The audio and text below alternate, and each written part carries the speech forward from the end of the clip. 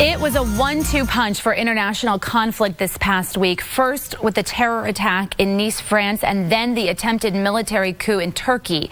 So how should the U.S. respond to both of these conflicts? That's our topic this half hour, and we want to hear from you on our Fox 26 Facebook page. You can also weigh in on Twitter. Just use the hashtag Fox26for Life.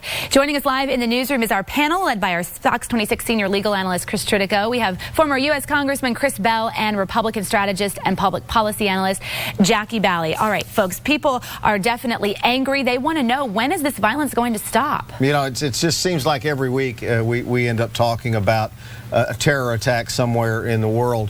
And I think I'll echo that. I'm tired of it, and all of us are tired of terrorist attacks somewhere, and it seems like France is getting the brunt of it. Jackie, they're getting more international terror, I think, than anybody else in the world right now. France is, and they have been more liberal, I think, about allowing more people in than the rest of the world. And are they paying the price for that? Yeah, their borders have been more porous than ours, and our hearts go out to France. I have a lot of relatives there, and this is the third time in 18 months I've had to call to check and make sure they're okay. And in particular with this attack, the area that the gentleman drove his truck, cars aren't even allowed there. Right. So it's amazing that he actually got his truck up there. Right. But the fact that their borders have been so porous, that's been an issue. Their president, you saw his statements after this last attack. He said this is war, and he is very angry, and I hope that he will do something about it. But you know, the fact that every time we talk about this, we wait to see what our president is going to say, and the message for us, because 60%, based on the last Fox poll, of residents in the United States feel unsafe. They feel those attacks that are happening abroad could easily happen here. And, you know, our president has not really said anything about what our actions will be as far as making us safe. So this is something that we're not only watching in France and outside of the United States, but we know that we have a war with radicals here on our land as well. It's interesting that the rest of the world looks at the United States. What are you going to do when our citizens are saying we're tired of war, we don't want to be in a foreign war? The rest of the world says, what are you going to do to help us? When our citizens are saying, don't go to a foreign country and put our boys and our ladies in harm's way. What's the president supposed to do?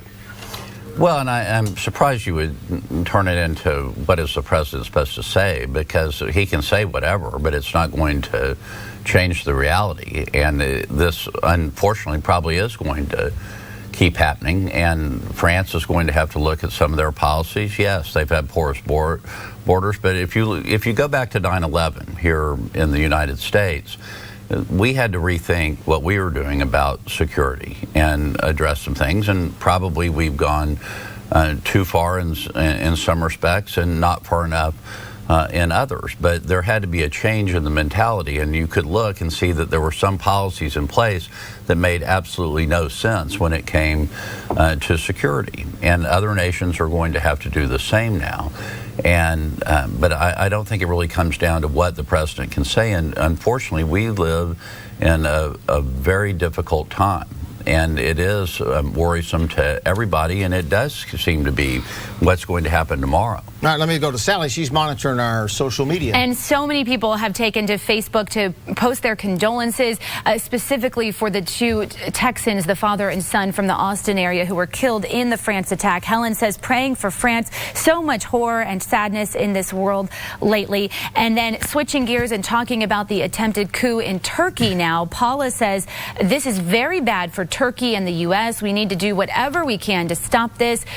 Turkey is our window to the Middle East. Yeah, let's talk about this Turkish coup attempt that happened just the other day. Mm-hmm. The Turkish president, who was out of the country at the time that it happened, when it stabilized, flew back in.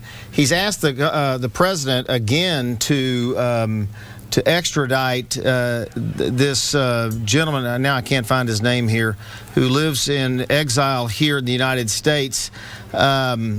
this cleric that lives in the United States here in Pennsylvania. He's asked him twice now to extradite him. He's the person he blames on this coup attempt. I don't know if there's any real evidence that this guy was involved in this. And there, again, people are calling for the United States to do something about it. Really an internal conflict in Turkey. The United States can't go into Turkey and say, we're going to fix your problem. Well, the president of Turkey feels that there's evidence that this gentleman is part of the coup attempt that just happened, or the attempt to try to take over his government.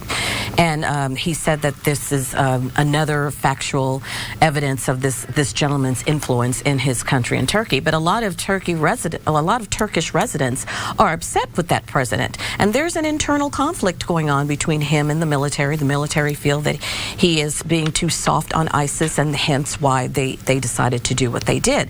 That is their internal strife that they're having. But the reason why United States residents are having issues is because our own CIA director and our own State Department officials are saying that what is happening in Turkey and what is happening in France could easily happen in our borders, and that's why there's that fear of most Americans. And we've seen that there have been 107 people arrested in the last year and a half that have tried to form some type of terrorist attack in our own soil, and that's another issue that we have to deal with. I'm sorry, Chris. I wanted to go back to you, but we're out of time. We got to wrap it right there. We'll be back in about 15 minutes with another really good topic. Okay, we appreciate your insight there. We're going to come back and talk about the election in our next half hour.